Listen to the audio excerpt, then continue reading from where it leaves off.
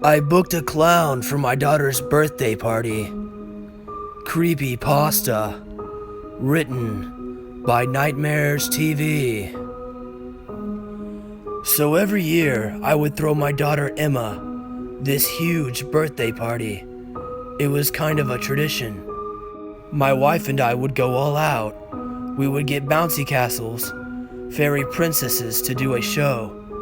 We would have food trucks to cater the party, balloons everywhere, the best decorations money could buy, and pretty much anything else a 7-year-old girl could want.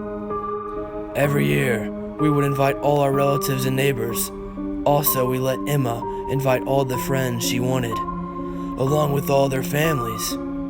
In total, we would usually have around 150 people, so these parties were huge. You can call my daughter spoiled all you want, because she was. I loved her and wanted to give her the best birthday as a kid could ask for. The parties I didn't get to experience as a child. This year's party was going to be the biggest and best yet, so it required planning months in advance. We were able to get everything booked as usual. The only thing left was booking the fairy princesses. I knew the owner of the company fairly well and had her number in my contacts. After all, it was our 5th year in a row of using their services. So I gave her a call and told her it was that time of year again and that we would need to rent at least 3 of their princesses. I gave the owner the dates and told her the party would be from 4 to 8 p.m. She made some small talk while looking to see if they were available at that particular date and time, saying she couldn't believe Emma was already 7. I said, I know, it's crazy how time flies by. Just as I said that, she told me that she had just pulled up the schedule and that they were unfortunately booked on that date. I was slightly annoyed because I considered my family regulars to our business and thought she should have made sure they weren't booked on Emma's birthday. But I did understand she had a business to run, so I sighed okay and said thank you. The owner informed me she was greatly sorry and that she hoped to serve us next year. I then said goodbye and hung up. The party was now only a week away, so my wife and I were stressed out trying to find the entertainment for Emma's party. Later that night, me and my wife got it down to 2 options, either a magician or a petting zoo. We decided to sleep on it. Right before we went to bed, I was scrolling through Instagram when I saw this interesting ad for a website called clownsforkids.com. It was a clown birthday party service. I couldn't believe we hadn't thought about it yet. A clown. It was perfect. So I went to the website and checked it out.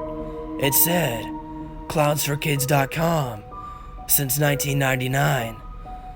I thought, hey, they got some experience. It had you fill out some contact information like your phone number and email address. I filled it out and decided I would tell my wife and Emma about it in the morning. The next morning during breakfast, I told them about the clown website I had found, clownsforkids.com. My wife loved the idea, and Emma, although disappointed about the princesses not working out, seemed pretty excited about the clown idea also. So I waited all day to be contacted by the website. Around 3 p.m., I got a message from the number listed on the website. It said, "Thank you for showing interest in our entertainment company.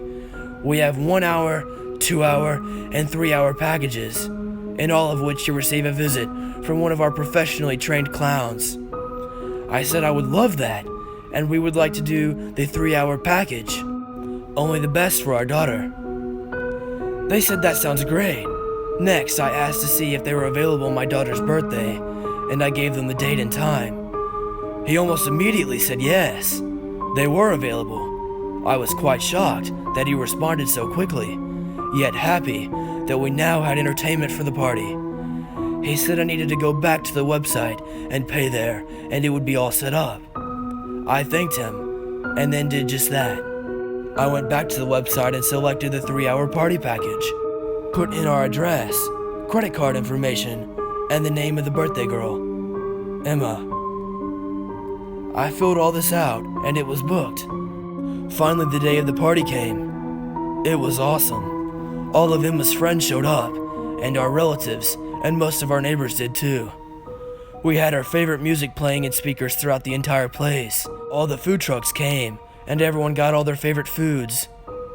And the cake, oh my, it was huge! Layer upon layer, covered in creamy, smooth, pink frosting. It had white frosting dotted in a circular pattern around the outside of the layers of the cake, and it was decked with a silver tiara made with shiny plastic diamonds in the center. Everyone had a great time, including Emma. She said it was her favorite party yet. Before we knew it though, it was over.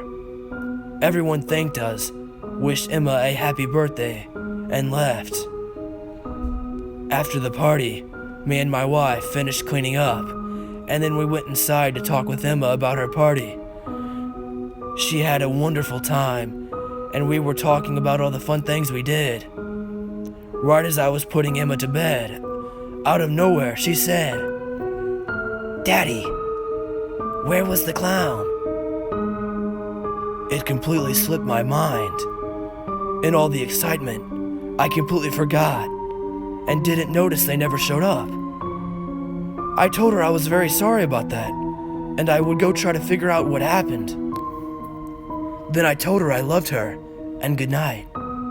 Then I left the room. I told my wife, and she thought it was pretty sketchy they didn't show up, and told me it was probably some kind of scam. I agreed. I attempted to contact the company through the number I had previously used. After a few hours of no response, I decided to go to bed and see if they would respond overnight. The next morning, I woke up and curiously peeked at my phone to see if they had responded. They didn't. I came to the conclusion that the company was not real, and it was just some way for them to rip people off a few $100. I then reported the website, blocked the phone number I had been texting, and then canceled my credit card, just to assure that I wouldn't lose any more money. Later that day, I got a knock on the door from the post delivery service. It was just a normal delivery. Some junk mail, some bills, but then there was this one box. The address I did not recognize. I opened the exaggeratedly big brown box. When the box opened, I found it filled with packing peanuts, piled up to the top, hiding a white envelope at the bottom of the box. On the front of the envelope read a short message, written in some of the worst handwriting I've ever seen. It said, "From the clowns." I was very confused, not having put two and two together yet. I wondered what was in the envelope, who sent it, and why. Then it hit me. This must be from the website, clownsforkids.com. I assumed it was some kind of apology letter, expressing their sorrow for missing the party. And I also hoped to see a refund, if I was lucky. I quickly opened the letter to see what was inside. In that same sloppy handwriting, the letter said, "I cannot wait to be with you soon. Emma." I was so confused as to what this meant as well. I turned the letter around to see if there was more. And this is when the situation shifted from odd to downright disturbing. It was a picture of my daughter in her bedroom sleeping. It was taken from outside her window. I immediately ran to show this to my wife. She was equally disturbed and highly suggested we called the police. So we did. The police told us there was not much they could do, that this was probably just some prank by some teenagers. They said to make sure our daughter's blinds were shut and all our doors and windows were locked. The operator said that if anything else happens, to call them immediately. We thanked them and ended the call. Later that night, I was reading Emma a bedtime story when I heard this weird banging on her window. I quickly went to the window, opened the blinds, and what I saw was a clown. It was waving and motioning Emma to come outside. I quickly shut the blinds and grabbed Emma, and then I ran to the living room and called the police. When they arrived, they inspected the entire property, but go figure, they found nothing. They tried to comfort us by saying they would have officers watching the area all night. They also said they strongly recommend we install security cameras, and then they left. It was only around 8 p.m., and I felt more comfortable leaving my family with the security from the officers patrolling the neighborhood all night. So I went out and bought some security cameras to install around Emma's bedroom window. I got home about an hour later. I stayed up till around 12, just installing the cameras. Anything to keep her safe. I went to bed that night feeling very nervous about my daughter's safety. I tried not to think about it though, and then I dozed off. The next morning I was relieved to find that Emma was perfectly fine, and there were no signs of the clown on the security footage, or anywhere else for that matter. Later that day when I got home from work, I checked the mail as usual. There was a pile of letters, so I flipped through one after another, and then I stopped, as I was filled with dread when I saw another white envelope with that horrid handwriting. I rapidly tore open the envelope to see what was inside. I couldn't believe it. It was a photo of my daughter chewing on her pencil in class at school. It was taken from outside the classroom window. The picture was followed by a short statement that said, "Emma is very smart." I was shaking. I felt scared, vulnerable. This creep followed my little girl everywhere she went. We called the police again, and I could tell they sounded more concerned this time. They asked for more information about this website, clownsforkids.com. I gave them the phone number I had previously used, and also the address of the letters I had received. The phone number had now been disconnected, so that was a dead end. However, the address did lead to somewhere. It was an abandoned warehouse on the outskirts of town. They decided to check it out, but they found nothing. The police said although they didn't find anything, they would keep some officers around the warehouse to make sure that if the person ever came back, they would catch them. They would also continue to patrol our neighborhood as well. As for my family, we took every security measure possible. I added more cameras, changed the locks to ones with almost double the strength, and even bought a baby monitor to put in Emma's room, so if the creep went as far as to break in, my wife and I would hear them.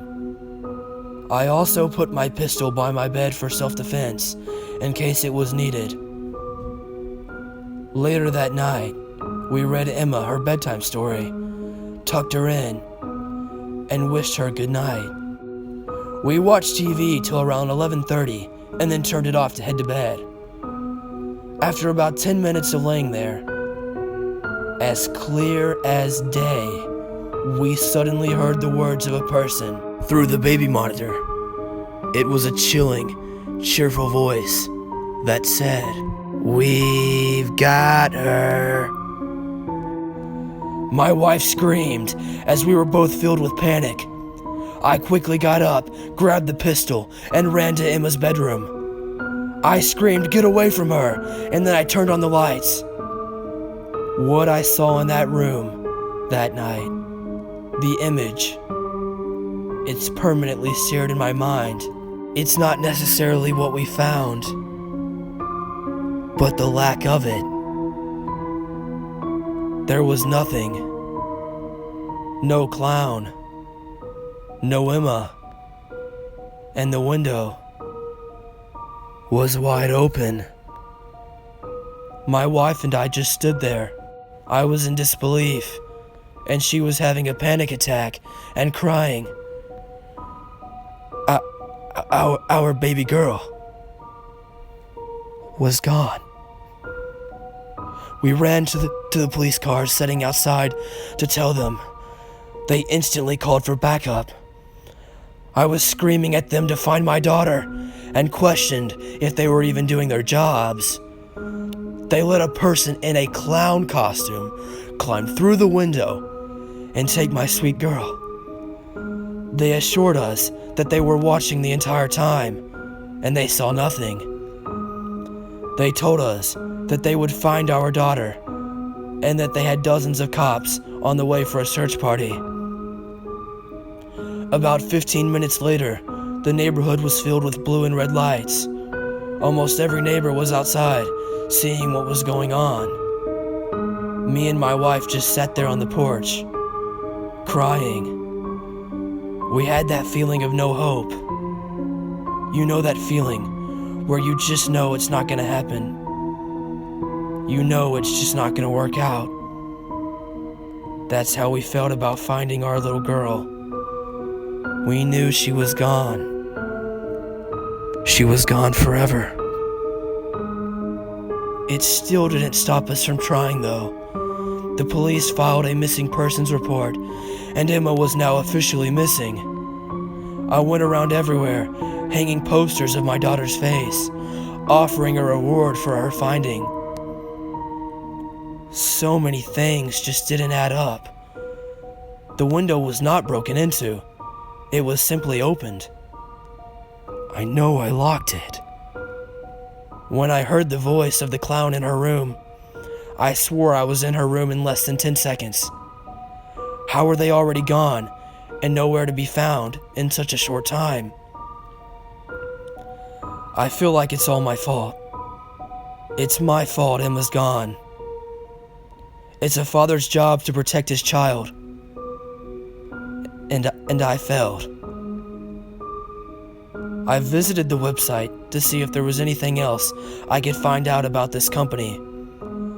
When I hit the link for clownsforkids.com, I found it was no longer active and had been taken down.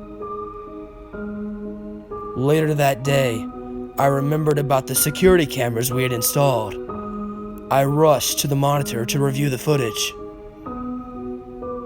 And what I witnessed was the saddest thing I have ever seen. I saw a tall clown with rainbow hair, a smile, and a knife. He easily opened the window and climbed right through. He came out seconds later, holding my daughter. He sat her down and just looked at her with wide eyes, keeping the knife hidden behind his back. The camera sadly didn't have audio because it seemed the clown said a few words to Emma. After he talked to her, her screaming face turned from pure horror to a pouty frown. She shook her head up and down as if she was saying yes. Then the clown took her by the hand and they slowly walked into the darkness.